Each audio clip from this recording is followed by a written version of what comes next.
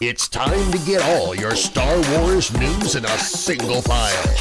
From Fantha Tracks TV, this is Good Morning Tatooine! Good morning, Tatooine, indeed. Welcome back once again for another weekly recap of all things Star Wars as we recap the Star Wars news brought to you by FanthaTracks.com. So, what have we got in store this week? First up, we're going to be discussing Carrie Fisher, Ewan McGregor, and Ming-Na Wen's joining the Hollywood Walk of Fame class for 2022.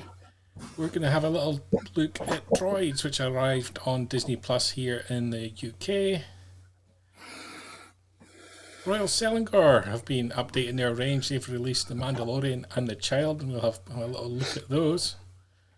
Star Wars Visions is going to be coming to Anime Expo Lite later this year. Hopefully we're going to see it on the air this year. Hopefully that announcement may come at that event.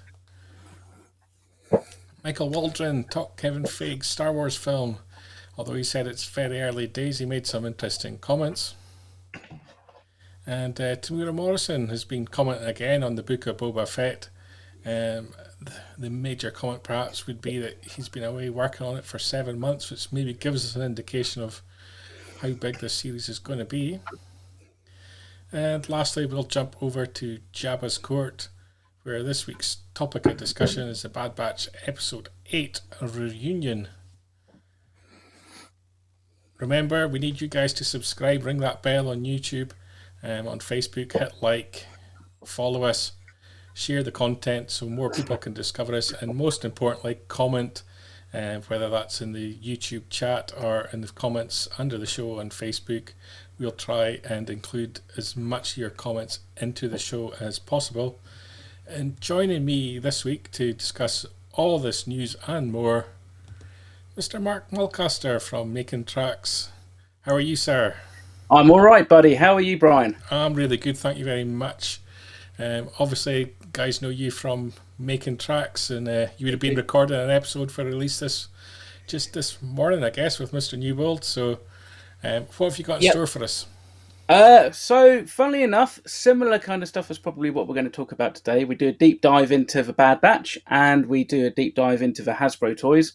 Obviously, those people who are watching, I've got a toothpick because, that seems to be all the rage in the Bad Batch these days. So, don't mind me chewing on one of these. But yeah, Star Wars news, me and Mark have a good time doing it. So it's great fun. So download it, have a listen, and, subscribe. Yep. Anywhere there's your podcast of choice, type in Fantha Tracks Radio, and you should be able to find all the Star Wars podcasts, but most importantly ours. And check it out if you haven't checked out that's before. That's the most important one. Yeah, exactly. Always the most important one. Good evening, Mr. Newbold, as he's in the chat. No doubt causing havoc already. Yeah. The first article we want to talk about, though, is Hollywood Walk of Fame. People have been asking for Carrie Fisher to be on that Walk of Fame for quite a number of years now, and especially since she sadly passed away. But more than just her joining the class for 2022, Ewan McGregor, obviously returning to Star Wars for the upcoming Obi-Wan TV series, Ming-Na Wen as well. Exciting to see these guys joining the Walk of Fame for next year. Yeah, and actually, interestingly, me and Mark were talking about this a couple of weeks ago. We were kind of saying, in fact, Mark was saying that, normally I think somebody has to have been died for like 5 years before they will actually give them a Walk of Fame star, but if they're dead. So that's what's probably happened. Carrie Fisher's 5th anniversary since her passing's coming up in December, so therefore that's why I think she's getting it. And it's about time, because I would have thought she would have had one by now. But yeah, absolutely fantastic news for Ewan McGregor and Ming-Na Wen and everybody else who's on the nomination list. So it's great. So we'll have to make sure that we get some video footage and we can spot out everybody's Star Wars related stars on the Walk of Fame, because I think that'd be quite a fun little thing to do. Yep, the one that name that jumped out at me that was on the list, Francis Ford Coppola, who was obviously there given, he was one of the guys gave George Lucas really a real lift up in his career at the start of his career back in the early 70s, and So he's got the notable Star Wars connection in there as well. Yeah, exactly. And I mean, again, like Francis Ford Coppola, you would have thought probably would have had one, and even to be fair, Macaulay Culkin. So there's a big list of people with some really famous names.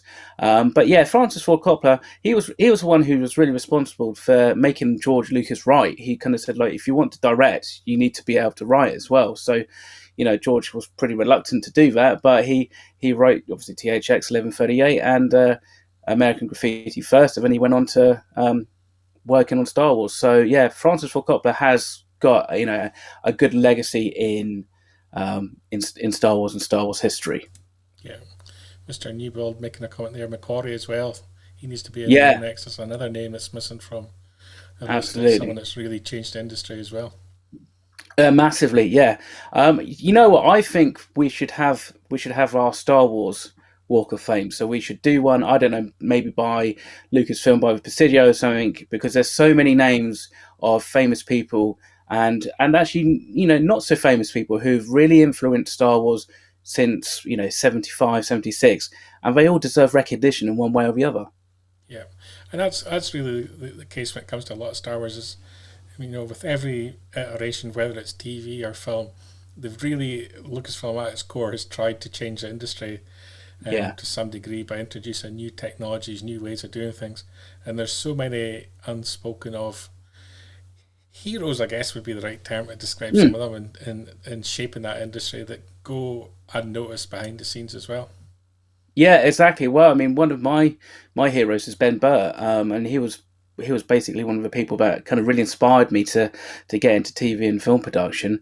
At the time, I wanted to get into sound design, obviously, because that's what Ben was doing. But then, obviously, I saw what he was doing on Phantom Menace and editing that, and that kind of really kind of caught my attention. So Star Wars is responsible for influencing a lot of people's careers, I think. So. I think everybody deserves recognition. And to be honest, actually, what Mooncat Drum says about Elstree being a great place for the Star Wars Walk, I couldn't agree more, personally. I think that would be fantastic. Have it here in the UK, is what I say. More for the UK, that's what we want. Talking about Absolutely, yeah.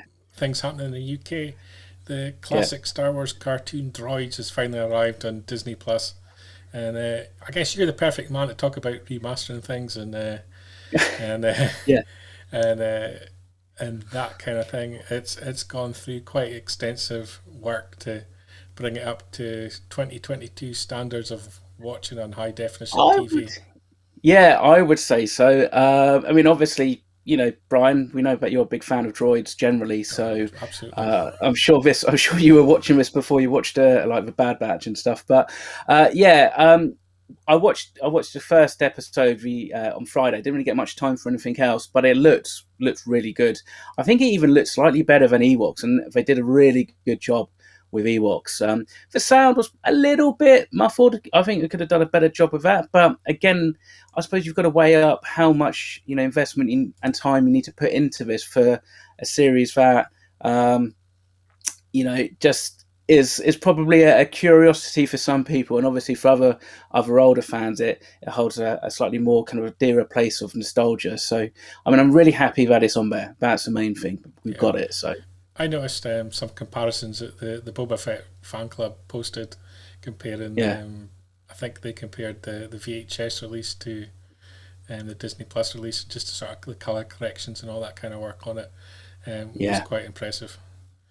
Yeah, I mean, I suppose I don't know what the archive format was for Have a Lucasfilm. It might have been film, or it might be just like a high pneumatic kind of tape or something like that. But decent cleanup is fairly kind of easily done these days with the right piece of software and obviously color correction and stuff. So I'm glad that they actually spent the time doing it and didn't just kind of sling it up just to kind of tick a box. Yeah, and. Moving swiftly on to something more modern that's originated on Disney Plus, The Mandalorian, and the child, now known as Grogu. Royal Selangor have been updating their range and releasing some lovely looking products. And first up, The Mandalorian himself, limited to 1,500 pieces worldwide. Royal Selangor stuff's always lovely, but obviously it comes with the price point as well. And But great detail there for the Mandalorian and the child by his feet as well. Yeah, yeah. There's something about that actually, and actually, I think Paul's kind of like nailed it in the chat where he's kind of said, "Isn't made from Beskar?" Because it kind of really does look like it, and a costume like for Mandalorians works really well. Some of the Royal Selangor stuff, I think personally looks a little bit tacky. But then there's the other stuff which looks amazing. They've got like this like Luke's land speeder, which is kind of on a magnetic bed, so it rotates and hovers, and that looks stunning. But yeah, you've got to pay for it. It's not cheap. So some of their stuff works and some of it doesn't. I think so. Especially when it comes to sort of like the settings rather than the figurines. The figurines, I think, are always quite a good quality to them. But some of the I guess I can't remember the word that they're calling them, but basically the sort of like stills settings from the films. They've got like a Darth Vader one, which I just don't like at all, from Bespin and so on. Yeah. So there's a mix there. They always do them in gilt, limit to 300 for those that want to pay that little bit extra. And the Grogu figurine as well, lovely little detail. Cute. I'm sure that'll be incredibly popular, and you can also get that gilt limit to 1,000. Wow. I'm sure these things are going to fly off the shelf as well. And always worth a visit to Royal Selangor's store in London as well, just to you can see these things in person. Just have a look. Do you know what the price point is on the on Grogu? I don't, but generally they tend to fall around about the 200 to 300 sterling kind of mark. Yeah. So I've picked up a few over the course of time. I've got the Vader that they did originally. I've got the Princess Leia as well, and Falcon and the TIE Fighter as well. So I've a fallen victim. Yeah, I mean it swings and roundabouts because it's almost what I almost call like a grown-up collectible, really. And you know that kind of money you're talking about, you're almost paying what I'd pay for my Hot Toys life-size, Baby Yoda. So it's different strokes for different folks, really. Yeah. So so if you've got a nice display cabinet, I'm sure these will look beautiful on them. Yeah. Moving swiftly on to an upcoming Disney Plus product, Star Wars Visions, which was announced as part of the shareholders presentation last year by Kathleen Kennedy. It's going to be like an upcoming animated Star Wars series in the anime style. It's going to be getting the first look at it at the upcoming Anime Expo Lite coming up in July. You looking forward to getting your first chance to see what they're doing with this? Yeah, I mean, out of all the shows that they announced back in November, Star Wars Visions is one that kind of, I think, passed us by without much, commentary really. There's not much to say, but it does offer the opportunity to allow people to kind of experience maybe Star Wars in completely different ways and settings, and so hopefully we get a good kind of selection of kind of artistic styles and that. And obviously I hope that the Expo's Lite is going to be streamed or something, so we can actually see it online. So that would be cool if it is. And I believe actually everything that I think a lot of the money that they raise from Expo Lite, which I think is like the biggest North American anime expo there, it's basically going towards charity. I think it's going towards like a COVID charity. So that's good in itself, personally. So yeah, I'm completely unfamiliar with any of the people attached to the project that's been announced, and the interesting thing I picked up on from this release was the fact that they've confirmed it's going to debut on Disney Plus later this year. We know that there's a Star Wars Visions, a Ronin novel coming out in October, which is going to be an original novel, so separate from the series, not an adaptation of any of the episodes we're going to see. So that's a fairly good indication of when the series is going to debut, I would suggest. I mean, likely.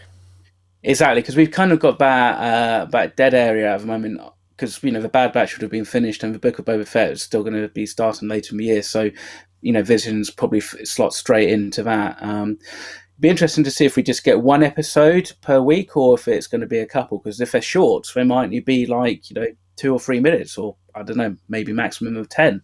But do you remember the fan made animation a couple of years ago, the X-Wing versus TIE Fighter? That real kind of classic Yes, 2D animation. Yeah, I hope they do something like that. And it's something that me and Mark talked about on this week's episode of Making Tracks. So because that just looked mind blowing. So if we get more of that and other stuff, I'll be well chuffed. Yeah, I think my kind of feeling, I guess, from what they've said about it so far, was that they're going to try and make it different talent every week. So we should have a different feel every week, which is an interesting way to go. I'm kind of predicting it'll be round about the 6 to 8 episodes, and it'll take us right through to Book of Boba Fett, I'm guessing. Yeah, that's a good shout. That's what I would imagine as well. And it gives... I was going to say, the big question, though, release it on a Wednesday or release it on a Friday? Well, let's say a Wednesday, because it means we get it sooner, basically. The release date to me doesn't really matter. The main thing is we're getting new Star Wars content. It doesn't matter if it's 10 minutes long or if it's like a half hour long. It's new Star Wars content. And potentially we could be looking at, 10 mini pilots, which then could spin off to a whole series, or we could see characters picked up from that and then, spun off. For instance, like you said, the Ronin novel doesn't necessarily tie in to the Visions per se. It's not like an adaptation, but it might be featuring one of the characters. So therefore, we've now started another kind of like river of Star Wars content that we didn't have a couple of years ago. So it's all fantastic, really. Talking of upcoming projects that we know little on, Michael Waldron's talked about Kevin Feige's Star Wars film, making the comment it's still early days. They've obviously worked a lot together. This is a long-time collaborator. Obviously can't say too much at this point in time, but is there a direction you would like to see them heading? Well, I'm still a big... kind of like supporter of like my phone's speaking to itself. Siri, yeah. Quiet. How rude of Siri. Hey Siri, order me 10 pizzas, please. I'm a big kind of supporter in getting the Kitster and Ward TV series off the ground. So if we can start that off with like a film, then hell, why not? Kevin Feige's the man to do it. But like you said, there's it's wide open. Kevin Feige is basically, he is not just a world builder, he is a whole universe builder, really. So he could be doing something totally fantastic. The questions that I have is like, does this in one way or another, would this tie into maybe the Taika Waititi film as well? Could they be working at different ends of the spectrum, or are they going to be kind of collaborating so that actually these films fit in together, not necessarily as a trilogy or like an anthology, but just that they complement each other in some kind of way? Yeah, I guess the most interesting takeaway from his comments were that he mentioned that Star Wars is, when it's at its best, it's all about family, and Han, Luke, and Leia were effectively a family. So that's obviously, he's going to try and build it around that kind of motif, build it around the characters, in the technology space, the battles, they kind of take care of themselves if you get the core nucleus of the story right. Exactly, yeah. And it'd be interesting to see, because obviously with the Marvel stuff they're doing right at the moment with the multiverse and Doctor Strange, that's real kind of crazy off the wall kind of like multi-universe time jumping stuff. So it'd be interesting to see if he keeps that to Marvel and or if he does something slightly similar, or I'd be interested to see what the chat reckons as well. Actually, it could go anywhere, but like you said, Star Wars ultimately is a family drama at the end of the day, and that's where I think it works. It doesn't necessarily need to be super clever, and it doesn't necessarily need to work on like multi levels. It just needs to kind of work fundamentally, and the characters and the family dynamic is the most important part, really. I think so. Yeah. We'll see where one to watch, definitely, I think. So, I think a lot of people have always talked about wanting to see something based in the Old Republic, Knights of the Old Republic, that kind of thing. Yeah. Sort of medieval kind of Star Wars. I'm not so sure if that's a direction that he would particularly want to go in, but I think that's something that will happen at some point down the line. We'll start seeing Star Wars tales in different time elements.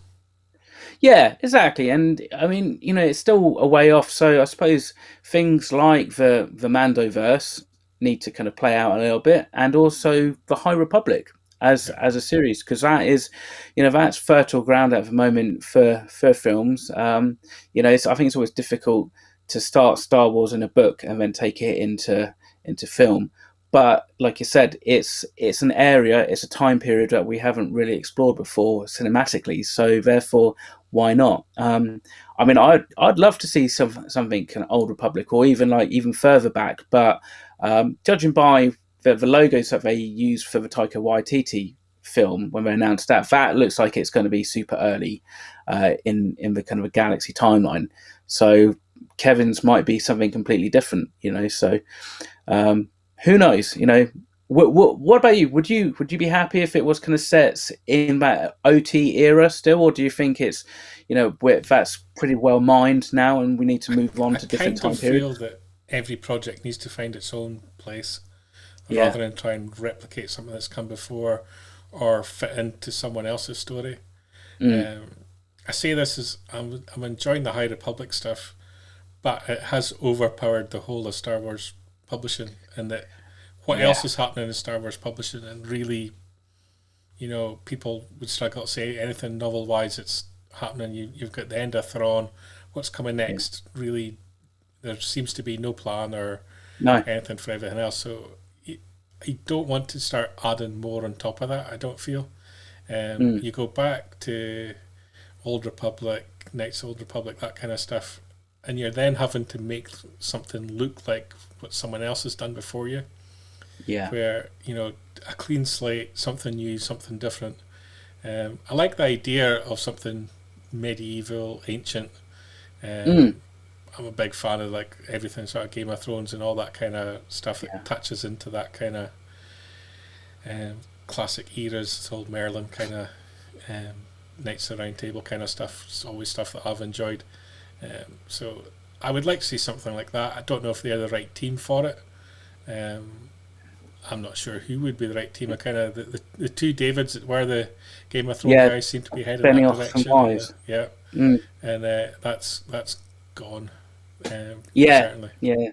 So exactly. I mean, one thing I've always thought it'd be really cool to see would just be like the first creation of lightsabers and the early Force stuff, and again, like you said, because if they go down that medieval route, then potentially, are we going to see like almost like a Salem kind of witch hunt? These Jedi are basically outcast and maybe persecuted because they've got these, innate powers that nobody understands. So it'd be interesting to maybe see it on a personal level, how somebody actually starts to reconcile and deal with like suddenly having Force powers and being awakened in the Force in that way. So there's loads of avenues, so lots to look out for.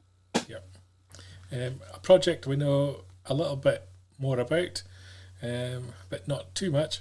The Book of Boba Fett.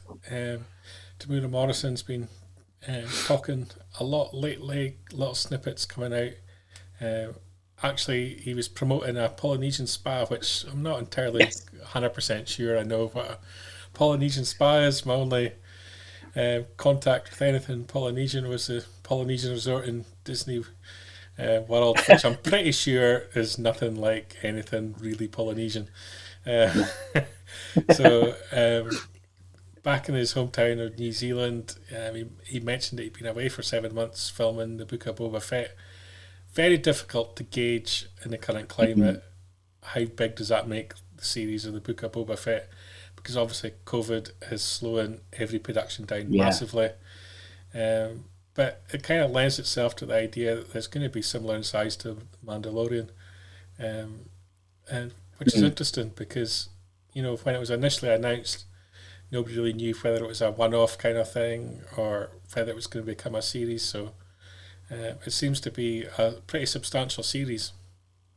Yeah, it does. I mean, like you said, 7 months is a fair old chunk of time to be filming a TV series, especially if it's, like you said, maybe limited, even of 8 months or something like that. But that could just potentially infer about Boba Fett is really heavily focused, so he's not like a Mandalorian where he's kind of part of an ensemble, but he's really going to be driving the series. And I mean, to be fair to him, Temuera Morrison looked really fighting fit in that spar video. To be fair, he looks like he's kind of got way back into shape, so he must have been doing some serious action scenes for this. So yeah, and to be fair, yeah, me and Mark have already discussed this, that as soon as we can kind of get out to New Zealand, we're going to record an episode of Making Tracks from the Spa. So it might be called Making Spa. Who knows? We might build a spa. But yeah, I mean, I'm so excited for this. Obviously from what he mentioned the previous week about, seeing the backstory of what Boba's been up to since The Empire Strikes Back, that's what we all want, really. But I'm curious to find out what is actually in this book of Boba Fett. Has he got a book? Has he got like a list of names that he's crossing off? Or is it, people that's done him wrong? Spa was very good, Newbold, yeah. So there's so much, I think, to this. I mean, just from the brief glimpse that we got at the end of season 2 of The Mandalorian with that tease, it looked stunning. The recreation of Jabba's throne room just looked immense. So I can't wait to see that and see what Fennec is doing there as well. So, and also potentially, I guess, how it ties into Mandalorian season 3, because from what I've been hearing, a lot of people in production have dubbed this, Mandalorian 2.5. So, there's got to be some pretty heavy connections to Mando. Yeah, absolutely. And I think with that, we've covered this week's news. So, talking of Jabba, let's head to Jabba's court, where we'll be talking the Bad Batch.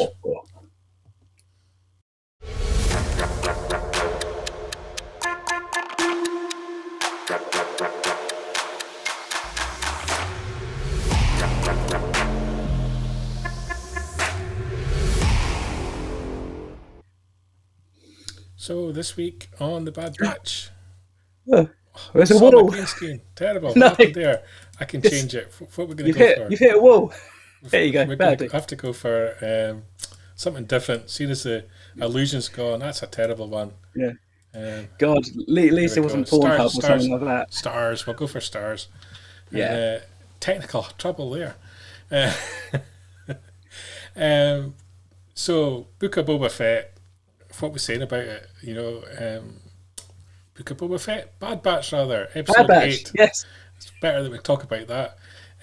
This episode reunion, lots happening, characters coming back. I have very much a trait of Dave Filoni as well. Yeah. Your thoughts on the episode to start with, just overall? Overall, just generally about the whole season so far. We're now episode 8, so 8 of 16, so we're halfway through, so that's great. And it's just been a series that's kind of been, surprising, but also familiar at the same time, and not in a boring, uneventful way. There's been enough reveals and enough things to kind of keep us engaged, and I think we're also getting really used to seeing the team dynamics. So now that by the end of this episode, with Amiga being kind of like captured, the dynamics changed. So it'll be interesting to see how they react to that.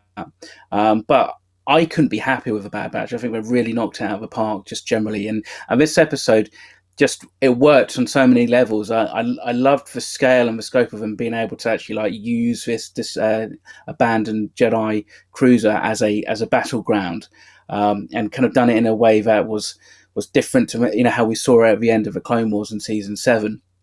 And just generally, if people get the chance to watch this in HDR, definitely do it, because it looks freaking amazing. The lighting just looks so good. I mean, there's just parts of a series which just looks photorealistic almost. And one scene in particular that will stand out in this episode, obviously, was the kind of the duel between Hunter and Cad Bane. It was like literally, if a 101 on how to make Western films. It was just classic, good for bad, the ugly. I mean, Kevin Kiner's score just knocked it completely out of the park. It was, it gave me chills even before I saw that it was Cad Bane. And then when I saw Cad Bane, I was surprisingly happy. Actually, I was expecting another bounty hunter. but I wasn't expecting Cad Bane, so it was a nice surprise. Yeah, it's kind of a trait of Dave Filoni to bring back these characters. Obviously, he's not heading up this show, but he's overseeing it in his new role at Lucasfilm. So perhaps we shouldn't be too surprised that a character from one of his previous series popped back up there. But yeah, I kind of agreed with you that they seemed to be pushing in a direction it was going to be someone else, and so to see Cad Bane was great. Looks as good as ever, very reminiscent of his Clone Wars look as well. Yeah, very much so. And I mean, I really like how Star Wars works well when adults can get as much out of it as kids and stuff. And whilst this isn't necessarily, I think, an animated series directed for kids, it's easy for them to follow along with the main story beats, and then obviously for us older kids to basically be able to kind of dive in and nitpick it. It's like, the Kaminoans are now basically, they're in a really difficult position. They've been ordered by the Empire to do stuff, to basically stand down. They clearly now want Omega, so they've already sent out Fennec Shand, and she failed to get her, and now obviously Cad Bane's in. But it's nice to see that actually they kind of confirmed in this episode that it's Omega rather than necessarily the whole batch that they want. They basically want her, her as a contingency plan. So what the contingency plan is, we don't know, but maybe it's just a way for them to kind of keep their research, basically. I think they know by now that the writing's on the wall with them and the Empire, and I think that they're basically just trying to kind of limitate and kind of get her back, so they've got the DNA for maybe what would be the next generation of clone troopers.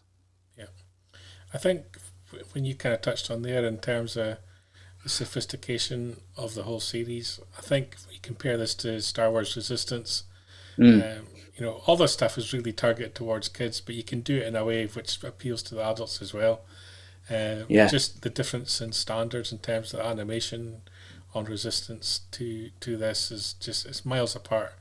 I think when you come from a start point of you're showcasing something so sophisticated in animation as they are doing on Bad Batch, it's easier to pull the adults in, I think, because it's so much pleasing on the eye.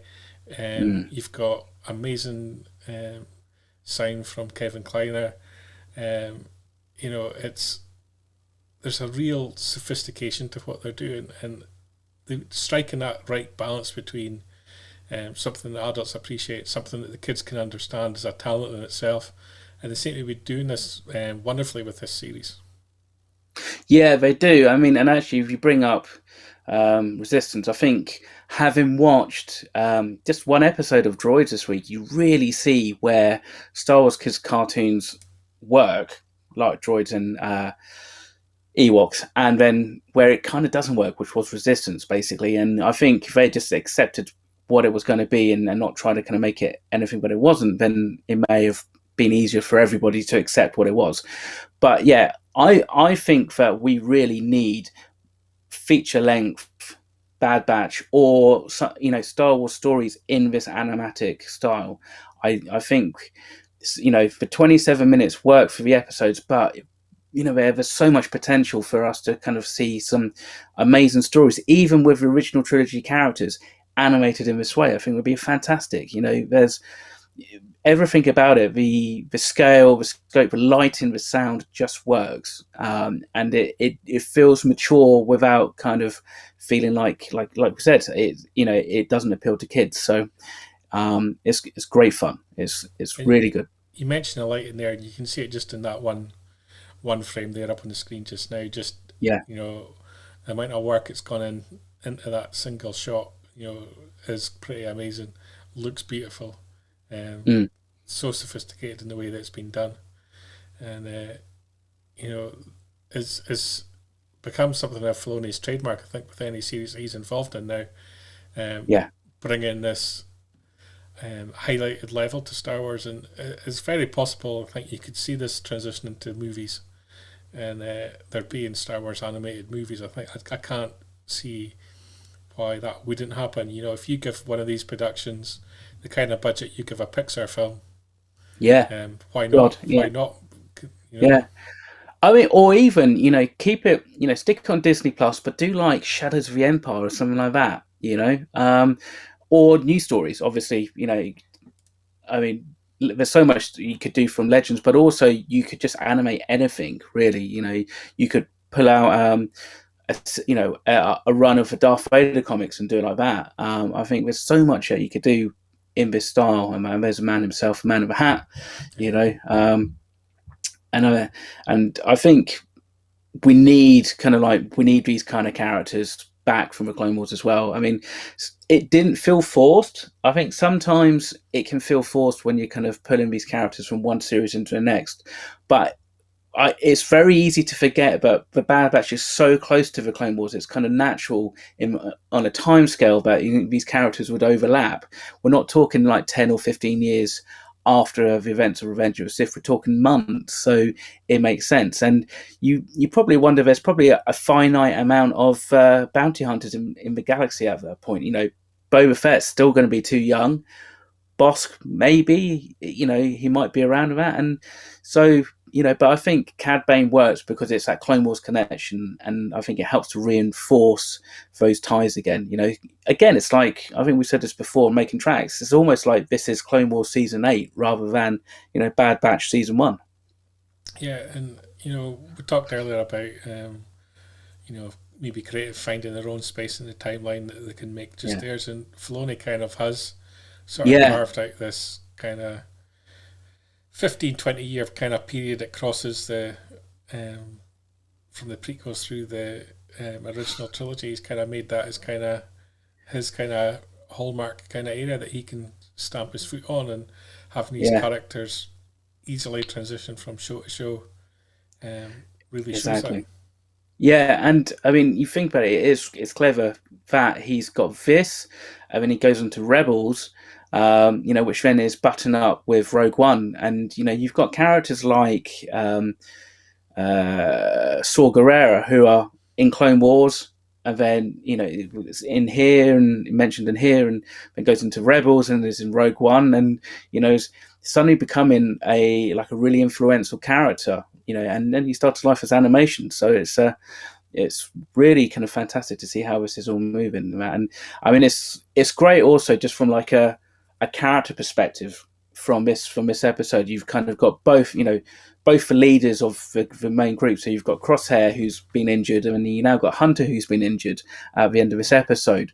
So both groups are kind of slightly leaderless, and you kind of do wonder actually what's going to happen with the Bad Batch if Hunter gets removed from that dynamic, because you can't see Wrecker doing anything other than just wanting to go and kind of retribute and kick ass. So they were really clever with how this episode had that kind of duality running throughout it. Yeah.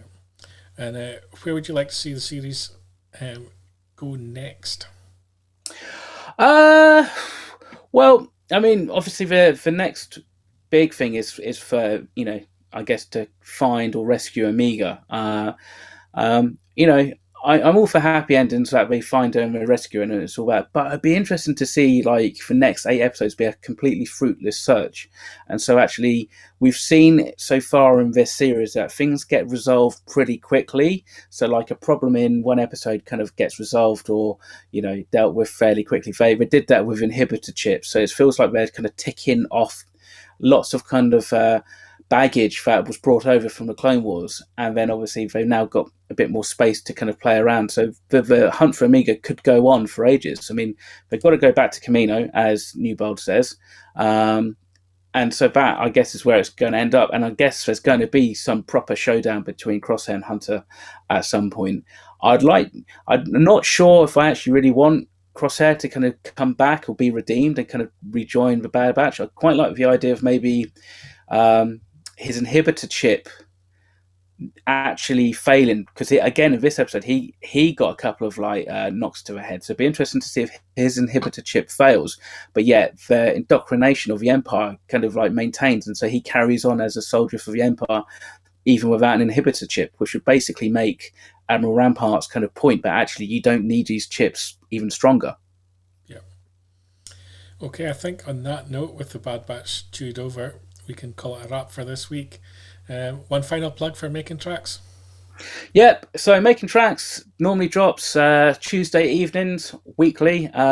We in fact just had 2 episodes out last week, so we had the normal weekly show, and in fact Mr. Newbold did a really good job editing a Pride special about Pride Squadron, which is a Star Wars costuming support group. So that's now on obviously everywhere where you can get good podcasts, so iTunes and Spotify and everywhere else. So yeah, and of course, if you've got questions, by all means send them in, because we love taking questions, and we've had a good run of questions from the last couple of weeks. So keep them coming, everybody. It's much appreciated, and all the feedback we enjoy. So and it's if all good you fun. Subscribe to the podcast Fantha Tracks Radio on your podcatcher of choice. This week there's also Desert Planet discs coming out as well. So if Star Wars music's your thing, you've got that to listen to as well with Greg and Carl. So be sure to check that one out as well. It's a fantastic podcast, and the good thing is, and the great thing about Fantha Tracks actually, is the fact that it's all free. There's no Patreon hard sell, there's no subscription tiers, nothing like that. I mean, if you ask Newbold nicely, he might send you a link to his private OnlyFans account, but apart from that, we like, as Brian does with Good Morning Tatooine, we do it for the love. It's not for any kind of financial gain. So we're here send us money, we're not. Well, yeah. if they want to, exactly. If they want to send us some Royal Selangor, as kind of like thanks, we appreciate it. Just no droids.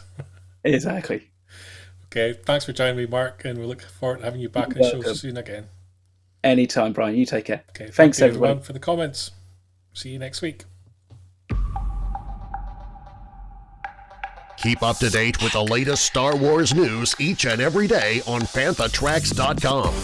You can also find us on Twitter, Facebook, Instagram, TikTok, Tumblr, and Pinterest at Fantha Tracks. And be sure to like, comment, subscribe, and follow Fantha Tracks TV to be alerted to new content and be a part of our live shows.